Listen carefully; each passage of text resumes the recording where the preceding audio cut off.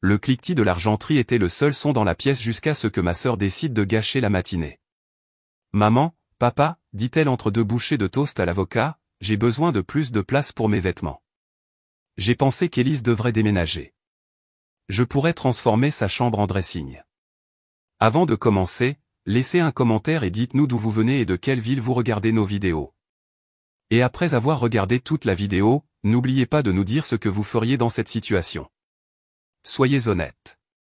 Dites-le moi dans les commentaires ci-dessous. Nous lisons chaque commentaire. Commençons. L'air devint immobile. Je me figeai au milieu d'une gorgée, le bord de ma tasse pressé contre mes lèvres. Sûrement, ils en riraient, lui diraient d'arrêter d'être ridicule. Mais ils ne le firent pas. Papa soupira, tournant une page de son journal. Ce n'est pas une mauvaise idée, en fait. Elle a 23 ans maintenant. Il est temps qu'elle apprenne à vivre seule.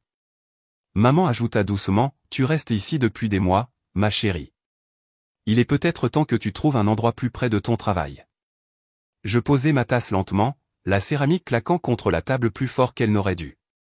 Vous êtes sérieux? Ma sœur, Camille, eut un sourire narquois. Ne le prends pas personnellement, sœurette. J'ai juste besoin de plus de place. Tu comprends, n'est-ce pas? Le nerf de ma mâchoire se contracta. Plus de place pourquoi, Camille? Ton ego ou tes sacs de créateur? Elle leva les yeux au ciel. Pense ce que tu veux si ça t'aide à dormir la nuit. Je regardais mes parents, cherchant une trace de malaise, n'importe quoi, mais ils évitaient simplement mon regard. Papa plia son journal soigneusement. Ne faisons pas de scène, Élise. Il est juste temps d'aller de l'avant. C'était tout. Aucune défense, aucune empathie, juste du dédain. J'avalai ma salive difficilement, forçant ma voix à rester stable. Bien, dis-je, si c'est ce que vous voulez. Maman essaya de faire marche arrière. Chérie, nous ne voulions pas, mais je la coupai. Non, c'est bon. Vous avez fait votre choix. Je repoussai ma chaise et me levai. Les pieds grincèrent contre le sol, fendant le silence. Camille m'adressa un petit sourire suffisant. Je suppose que je vais commencer à mesurer la chambre. Je croisai son regard, calme, délibéré. Mesure vite, dis-je, car tu voudras te souvenir de l'espace que tu as perdu quand la vie se retournera contre toi.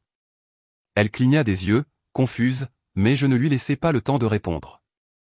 Je me tournai, attrapai ma veste et sortis. Des heures plus tard, alors que le soleil déclinait, une berline noire et élégante remonta l'allée. Les mêmes parents qui m'avaient dit de déménager regardèrent à travers la fenêtre tandis qu'un chauffeur en uniforme sortait. « Mademoiselle Lefebvre » demanda-t-il en tenant la portière ouverte. « Nous sommes prêts. » Je ne regardai pas en arrière. Je montai simplement dans la voiture. Alors que la voiture s'éloignait, je jetai un dernier regard à travers la vitre teintée. Camille se tenait sur le porche, la bouche bée, mes parents derrière elle dans un silence stupéfait. 10 minutes plus tard, les grilles d'un vaste domaine s'ouvrirent, des colonnes blanches brillant sous le coucher du soleil. Le chauffeur se gara, puis se tourna vers moi avec un sourire poli. « Bienvenue chez vous, mademoiselle Lefebvre. » J'expirai doucement, montant des marches de marbre qui ne ressemblaient en rien à un exil. Non, ce n'était pas moi qui déménageais. C'était moi qui entrais enfin dans la vie qu'il disait que je n'aurais jamais. Le lendemain matin, la lumière du soleil inondait la pièce à travers de hautes fenêtres en verre qui s'étendaient du sol au plafond. L'endroit était calme, trop calme. Je pouvais entendre mon propre cœur résonner sur les sols en marbre. Je restais là, incrédule, pieds nus, une tasse de café à la main, regardant la piscine à débordement qui reflétait le ciel doré. Le manoir semblait irréel, comme sorti de la vie de quelqu'un d'autre. Mais ce n'était pas un fantasme. C'était celui de ma grand-mère. Quand elle était décédée 6 mois plus tôt, j'avais été la seule à lui rendre visite dans ces dernières semaines. Camille avait été trop occupée avec ses événements d'influenceuse, et mes parents n'étaient venus que pour les photos. Grand-mère ne disait pas grand-chose à l'époque, mais je me souviens de la dernière chose qu'elle m'a dite, les gens ne te respecteront que lorsqu'ils ne pourront plus rien prendre de toi. Maintenant, debout ici dans sa maison, ma maison, je comprenais enfin ce qu'elle voulait dire. On frappa à la porte. Un homme en costume sombre se tenait dehors, tenant une mallette. « Mademoiselle Lefebvre, dit-il poliment. Je suis Monsieur Dubois, l'avocat chargé de la succession de votre grand-mère. J'espère que vous vous installez bien. C'est le cas, dis-je en m'écartant. Je vous en prie, entrez. Il traversa le grand hall, ses yeux balayant les portraits qui bordaient les murs. Votre grand-mère vous a tout légué, commença-t-il. La propriété, les comptes et ses parts dans le groupe Lefebvre. Cette dernière partie me frappa comme le tonnerre. Attendez, le groupe Lefebvre? L'entreprise de mon père? Il hocha la tête. Techniquement, c'était la sienne. Elle permettait simplement à votre père de la gérer. Mais à son décès, la pleine propriété vous a été transférée. Je clignai des yeux. Donc, je possède l'entreprise. Vous en possédez 51%, oui. Ce qui signifie que vous êtes maintenant l'actionnaire majoritaire. Le café faillit me glisser des mains. La même entreprise pour laquelle mon père avait dit un jour que j'étais, trop émotive, pour y travailler m'appartenait désormais. Monsieur Dubois ouvrit sa mallette et me tendit un dossier. Vous devrez signer ici pour officialiser la chose. Une fois que vous l'aurez fait, vous aurez tous les droits de vote et le contrôle sur toutes les opérations. Je signai sans hésiter. C'est fait. Il sourit légèrement. J'imagine que cette nouvelle surprendra votre famille. Oh, dis-je, mes lèvres se retroussant en un sourire discret. J'y compte bien. Quand je retournai dans mon ancien quartier cet après-midi-là, leur maison semblait plus petite que dans mon souvenir. Ce n'était pas la taille qui avait changé, c'était la façon dont je la voyais maintenant. Le rire de Camille résonna depuis le porche avant qu'elle ne me repère. Son visage se crispa de surprise. « Élise? Tu es déjà revenue? Tu n'as pas supporté de vivre seule ?» J'ignorais son sarcasme et marchai droit vers elle. « En fait, dis-je calmement, je suis venu rendre quelque chose. » Maman apparut derrière elle, s'essuyant les mains avec une serviette. « Ma chérie, tu ne devrais pas débarquer comme ça. Ton père est en communication. » « Parfait, dis-je. Il voudra entendre ça. » Camille croisa les bras, amusée. « Laisse-moi deviner. Tu as trouvé un appartement chic? Peut-être un 2 pièces partagé en ville? » Je souris. « Pas exactement. » Avant que je puisse parler, un SUV noir remonta l'allée. Monsieur Dubois en sortit, ajustant sa cravate. Mon père le suivit quelques instants plus tard, la confusion se lisant sur son visage. « Qu'est-ce que c'est que ça ?» demanda-t-il. Monsieur Dubois lui tendit une enveloppe. « Monsieur Lefebvre, conformément au transfert exécuté ce matin, votre fille Élise est désormais l'actionnaire de contrôle du groupe Lefebvre. » La couleur quitta son visage. « C'est impossible. Ces parts m'appartiennent. » Correction, dit Monsieur Dubois. Elles appartenaient à votre défunte mère. Maman halta. Son testament disait qu'elle voulait que les actifs soient divisés. En fait, l'interrompis-je, c'est ce que vous avez dit à tout le monde. La vérité, c'est qu'elle m'a tout laissé. Le sourire narquois de Camille disparut instantanément. Tu mens. Je me tournai vers elle, le regard fixe. Vérifie le registre public demain matin. Tu verras qui signe le chèque de paie de ton père maintenant. Pendant un long moment, personne ne parla. Le seul son était le faible bourdonnement du moteur du SUV. La voix de papa tremblait. « Élise, pourquoi ne nous l'as-tu pas dit ?» Je croisai son regard. « Vous vous en seriez soucié ?» Il ne répondit pas. Je fis un pas de plus, la voix calme mais tranchante. « Vous m'avez dit de déménager. Vous m'avez traité comme un encombrement dans ma propre maison. Maintenant, vous rendrez des comptes à la personne que vous avez rejetée au petit déjeuner. » La mâchoire de Camille se serra. « Tu ne peux pas nous humilier comme ça. » Je souris légèrement. Oh, je n'humilie personne. Je ne fais que rendre l'appareil. Maman essaya de s'avancer, sa voix se brisant. Élise, s'il te plaît, ne fais pas ça.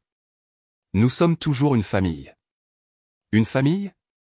Je ris doucement. Une famille ne choisit pas le confort d'un enfant au détriment de la dignité d'un autre. Je tendis une carte à papa. Réunion du conseil d'administration demain matin. Je vous attends à l'heure. Et avant que l'un d'eux ne puisse parler, je me tournai et me dirigeai vers la voiture qui m'attendait. Alors que le chauffeur ouvrait la portière, Camille cria « Tu le regretteras ». Je regardai par-dessus mon épaule et dis doucement « Le seul regret que j'ai jamais eu, c'est d'avoir cru que l'un de vous s'en souciait. La portière se referma, scellant leur visage choqué derrière la vitre teintée. Alors que la voiture s'éloignait, je vis le reflet de leur maison s'estomper au loin. La même maison qui m'avait autrefois fait sentir si petite ne semblait plus être qu'une cage dont j'étais sorti. Pour la première fois, je ne me sentais pas blessée. Je me sentais puissante. Parce que ce n'était pas une vengeance pour ce qu'ils avaient fait ce matin-là. C'était la conséquence de toutes les fois où ils m'avaient dit que je n'étais pas assez. Et demain, quand il entrerait dans cette salle de réunion et me verrait à la tête de la table, il comprendrait enfin. Je n'avais pas seulement déménagé. Je m'étais élevé au-dessus. Le lendemain matin, la silhouette de la ville scintillait comme du verre alors que je pénétrais dans la tour Lefebvre, le même bâtiment où mon père m'avait dit un jour, « Tu n'as pas ta place dans les réunions d'affaires. Laisse ça aux professionnels. » C'est drôle comme les choses changent vite. Je sortis de l'ascenseur, mes talons claquant sur le sol poli. La secrétaire se figea en me voyant. « Mademoiselle Lefebvre, » balbutia-t-elle. « Vous êtes en avance. » « Je préfère donner le ton, » répondis-je en passant devant elle. « Ils peuvent suivre. » Les portes de la salle de réunion se dressaient devant moi, hautes, en verre et intimidantes. À l'intérieur, les cadres chuchotaient, vérifiant leur montre, clairement mal à l'aise. Mon père était assis à la tête de la table, les doigts étroitement entrelacés, essayant de paraître calme. Ma mère était assise à côté de lui, faisant semblant d'être sereine, mais ses yeux se dardaient nerveusement vers moi. Et Camille, dans un blazer blanc bien trop formel pour sa routine habituelle d'influenceuse, était assise au fond comme si elle y avait sa place. Je m'arrêtai à l'entrée, observant le tout. Le choc, la confusion, la tension qui couvait sous le ronronnement de la climatisation. « Bonjour », dis-je d'une voix égale, en me dirigeant vers la tête de la table. « Commençons. » Mon père se leva, sa chaise raclant le sol. « Élise, c'est inapproprié. Tu ne peux pas simplement entrer ici. » « Je le peux, » l'interrompis-je, « et je le ferai. Vous êtes assis à ma place. » Il se figea. La pièce devint silencieuse. Les cadres se regardèrent, ne sachant que faire. Lentement, mon père se rassit. Je posai mon dossier sur la table et continuai. Depuis hier, je suis l'actionnaire majoritaire de cette entreprise, ce qui signifie que chaque décision, à partir de maintenant, passe par moi. Camille croisa les bras. Tu ne sais même pas comment diriger une entreprise. Je me tournai vers elle, la voix calme mais tranchante. Je n'ai pas besoin de la diriger pour la contrôler. C'est à cela que servent les professionnels. Je décide juste qui reste et qui ne reste pas, son visage perdit sa couleur. Mon père s'éclaircit la gorge. Tu ne comprends pas les complexités ici. Ce n'est pas personnel. Ce sont les affaires. Alors gardons cela ainsi, dis-je froidement. Vous perdez des contrats depuis des mois. Les investisseurs sont nerveux. Le moral est en baisse. Alors voici ce qui va se passer. À partir d'aujourd'hui, l'équipe de direction sera réorganisée. La voix de maman se brisa. Élise, s'il te plaît. Votre père se retire, dis-je sèchement. Des halètements parcoururent la pièce. La mâchoire de mon père se resserra. Tu fais une erreur. J'ai bâti cette entreprise. Non, répondis-je doucement. Grand-mère l'a fait. Vous n'avez fait que vous en attribuer le mérite. Les mots le frappèrent comme une gifle. Ses yeux s'assombrirent, mais je ne bronchai pas, avec effet immédiat, continuai-je, vous servirez de consultant à temps partiel. Je demanderai aux ressources humaines de rédiger le nouveau contrat. L'un des cadres, un homme plus âgé nommé Monsieur Martel, prit la parole avec hésitation. Mademoiselle Lefebvre, avec tout le respect que je vous dois, êtes-vous sûr que c'est judicieux? Je me tournai vers lui. Monsieur Martel, vous travaillez ici depuis 30 ans, n'est-ce pas? Oui. Alors vous avez vu ce qui se passe quand les gens au pouvoir cessent d'écouter. Je ne suis pas ici pour réduire l'entreprise en cendres. Je suis ici pour la reconstruire. Il hocha lentement la tête, jetant un coup d'œil à mon père. Compris. Camille frappa des mains sur la table. C'est insensé. Tu détruis l'héritage de papa pour une simple rancune mesquine. Je lui fis face. Mesquin. Ma voix se durcit. Tu as ri quand ils m'ont dit de déménager. Tu voulais ma chambre pour ton dressing. Ce n'était pas mesquin. C'était cruel. Et maintenant, tu apprends ce que coûte la cruauté. Ses lèvres tremblèrent, mais elle ne parla pas. Je pris une profonde inspiration, puis regardai autour de la table. Je ne suis pas ici pour la vengeance. Je suis ici pour la justice. Cette entreprise a passé trop de temps à récompenser l'arrogance et à ignorer la loyauté. Cela prend fin aujourd'hui. Le silence qui suivit était électrique. Mon père leva enfin les yeux vers moi, le regard las mais rempli de quelque chose que je n'avais pas vu depuis des années. Du respect, ou peut-être de la peur. Tu parles exactement comme elle, dit-il doucement. Comme qui? Ta grand-mère. Cela faillit me briser. Presque. Mais je ne pouvais pas me permettre de m'adoucir. Pas maintenant. La séance est levée, dis-je. J'attends des rapports d'étape d'ici la semaine prochaine. Alors que je me tournais pour partir, Camille marmonna, tu ne seras jamais heureuse, tu sais. Tout ce pouvoir, ça ne comblera pas le vide que nous avons laissé. Je m'arrêtai à l'entrée et regardai en arrière. Je n'essaie pas de le combler, dis-je doucement. Je m'assure juste que personne ne le creuse à nouveau. Dehors, alors que les portes en verre se refermaient derrière moi, je laissai enfin l'air sortir de mes poumons. Le soleil frappait le côté du bâtiment, faisant miroiter les lettres d'argent qui éplaient Groupe Lefebvre. Pendant des années, ce nom m'avait fait sentir petite.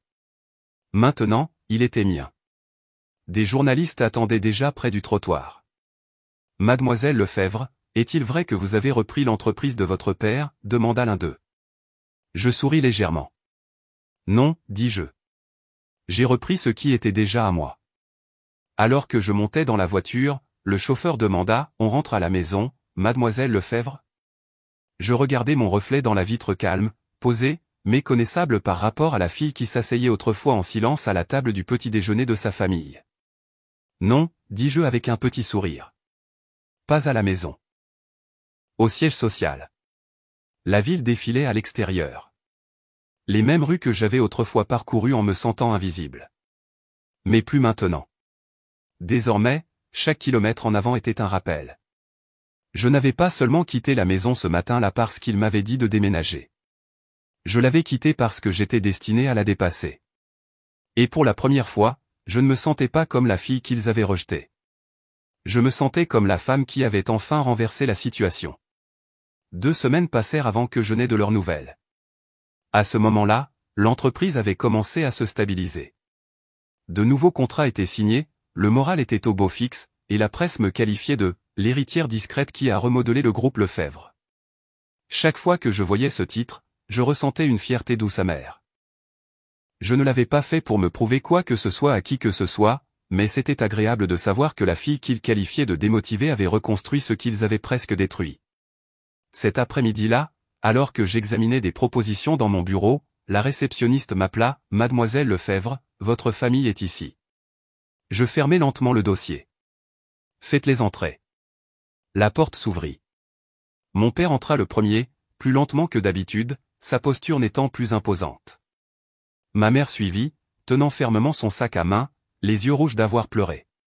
Camille arriva en dernier, sa confiance envolée, ses vêtements de créateur semblant déplacés face à la tension dans la pièce. Personne ne parla pendant un long moment. Le bourdonnement de la climatisation remplissait le silence. Finalement, papa dit doucement, « Nous ne sommes pas venus pour l'entreprise. » Je ne le pensais pas, dis-je d'un ton neutre. Que voulez-vous? Il soupira, sa voix tremblante. Nous excuser.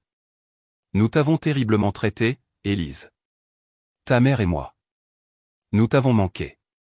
Maman essuya ses larmes. Nous étions fiers de toi, juste que nous le montrions mal. Tu m'as toujours rappelé ta grand-mère. Volontaire, silencieuse. Je ne comprenais pas cette force à l'époque. Je me penchai en arrière dans ma chaise, les observant. Pendant des années, j'avais imaginé ce moment, comment je crierais, comment je leur ferais enfin ressentir ce que j'avais ressenti. Mais à la place, je ne ressentais que du calme. Je ne suis plus en colère, dis-je. J'ai juste appris ma valeur à la dure. Camille s'avança, la voix brisée. Élise, j'ai été horrible avec toi. Je sais. J'ai dit des choses que je ne peux pas reprendre. Je pensais que la vie tournait autour de l'attention, pas de l'intégrité. Elle déglutit difficilement. Je veux juste que tu saches que je suis désolé. Pour la première fois depuis des années, elle semblait sincère. Je me levai, marchai jusqu'à la fenêtre et regardai la ville. Des tours de verre, la lumière du soleil striant l'horizon. Vous pensiez tous que me chasser me briserait, mais ce n'est pas le cas. Ça m'a construite. Personne n'interrompit. Je me retournai vers eux. Grand-mère ne m'a pas donné tout ça parce qu'elle voulait se venger. Elle l'a fait parce qu'elle croyait en le genre de personne qui continue d'avancer même quand personne ne l'applaudit. C'est ce que je suis devenu. Papa baissa la tête. Nous n'attendons pas de pardon. Tant mieux, dis-je doucement. Parce que le pardon n'est pas quelque chose que je distribue. C'est quelque chose que les gens méritent. La voix de maman n'était qu'un murmure. Pouvons-nous au moins te voir parfois? Pas en tant que PDG. Juste en tant que famille. J'étudiais son visage.